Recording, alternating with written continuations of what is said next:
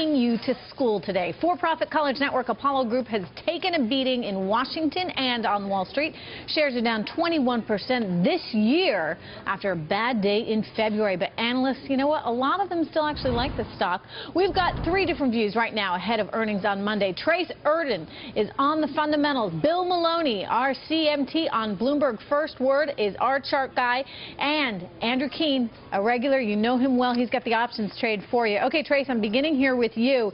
You know, recently this company came out and pre-announced, said that they wouldn't be meeting their enrollment expectations for this fall. That's got you a little nervous, scratching your head as to what's going on, I understand. Well, Trish, Apollo's over the last 6 quarters has been through a massive reset and trying to kind of find the right level of enrollment growth. They came out with a very strong November quarter that surprised everybody on the upside and set expectations very high in the double digits. They've since come out and said, you know, we're here trying to find a level, and things are a little bumpy. So we're going to get more information tomorrow on Monday for sure. They've had a whole laundry list of excuses. One of the things they cited was an improving economy, saying that people aren't going back to school because the economy is looking better. You don't necessarily buy that, though? No, I mean, that's the common concept here, is that these stocks are counter-cyclical, and when things are going well, people don't enroll, and when things are going poorly, they do. I think we're so far into this recession now that what we're actually seeing is that the consumer confidence is so low that the prospective students are afraid to enroll because they're not sure there's going to be a job for them on the other side. So we actually believe that an improving economy is actually a bullish indicator for most of these education Interesting. stocks. And you think that this stock is going to be headed to $63. I want to see if our friend Bill Maloney agrees with that from a technical perspective. $63 on your horizon, Bill?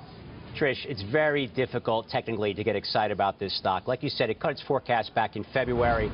The stock's been in a long-term downtrend, as you can see on the chart there, dating back to January 2009, when the stock was trading about $90 a share. That downtrend is intact below roughly $55, and it's trading below its 50 and 200-day moving averages. So I just think it's tough to get behind the stock. Tough to get behind the stock. I know someone else who agrees with you on that. How are you playing it, Andrew? Yeah, I like when Bill's on the show because I feel like I always agree with him. Wow. We're in a downward trend. You know, we gapped down from 53 down to 43 at the end of February. You know, my concern is actually the economy is getting better. So I think that's bad for Apollo. Is the economy is getting better. More people are working, which means less people are going to school. You can see this through their enrollments and the numbers. They're also having a lot of competition. They have increased competition from colleges having online programs. So this is a big problem for Apollo. I sold the weekly call spread for next week, the 44-45 call spread. I got 30 cents for this. I'm risking $70 to make $30 on a one lot. I think the pain continues. I think it can contest 39 and even under that down to this 36 level. You know, I just have a basic fundamental question for you here, Trace. I mean, why would anybody go and get an online degree from Apollo? I mean, it seems to me that, you know, as soon as you hear University of Phoenix, you're like, oh, yeah.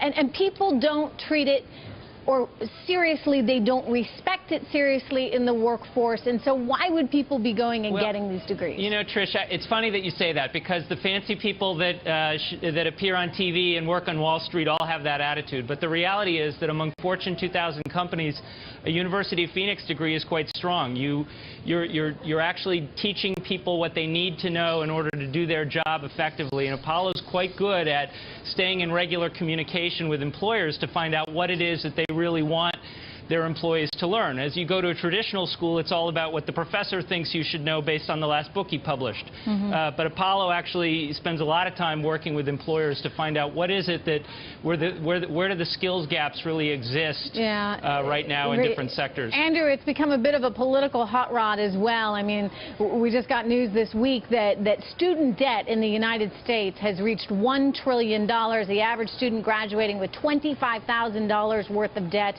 You wonder how much Washington is going to tolerate these for-profit school industries before they start sort of trying to shrink back on the amount of financing they allow students to take on when they go there, and what effect that would have on the stock.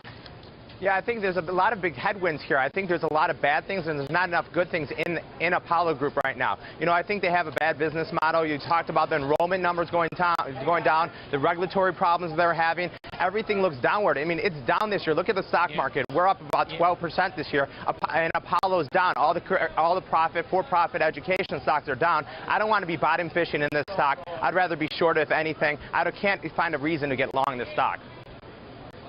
We're past the regulatory issues for now. The political standstill in Washington leaves this group completely in the middle. They've got defenders and supporters on both sides. Investors right now that I talk to are looking at the fundamentals. What they want to see is a stable level of enrollment growth. And the bull case for Apollo is to say, listen, if we can get to sort of mid-single-digit unit volume growth here, you have a couple % of pricing on top of that just to kind of keep your head level with inflation. I apologize, they generate a tremendous Trace, hang amount on. of We've free got some cash breaking flow. news we got to jump in with. Thanks to the whole group. Adam, right over to you.